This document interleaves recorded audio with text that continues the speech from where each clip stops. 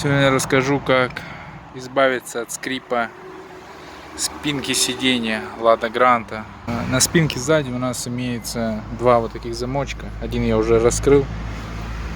Вот, как видите, весь механизм и так далее. На этой стороне точно такой же замочек находится спрятан в пластмассовой вот этой штуке.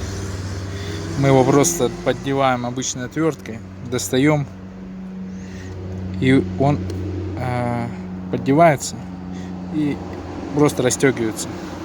Замок перевернут. Вот видите. Вот. Мы его просто поддеваем и расстегиваем. Вот. То есть замок пошел, мы его просто пальцем вот так вот от этого. Полностью снимать не нужно, низ нам разбирать. Нам нужны только вот эти вот железячки. Они там, получается, крепятся. Сейчас покажу, как снимать. Снимается очень просто. Берем пассатижи, берем ее и оттягиваем. И все, она легко снимается.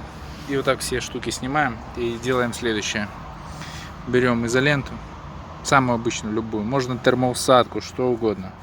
Пойдет без разницы. И просто вот эту штуку обматываем изолентой 2-3 слоя, более чем достаточно. И ставим на место. И так с каждой такой железной штукой. Вот, обмотал я, в общем, одну. Выглядит немного колхозно, хоть тут и есть какая-то силиконовая обработка на этой железке. Вот, если видно на камере. Она все равно не помогает, все равно скрипит. Теперь ставим на место. Забыл сказать, лучше сразу сделать с двух сторон, пока нет натяжения, а потом ставить на место. После того, как сделали все 4 штуки, вот как получилось.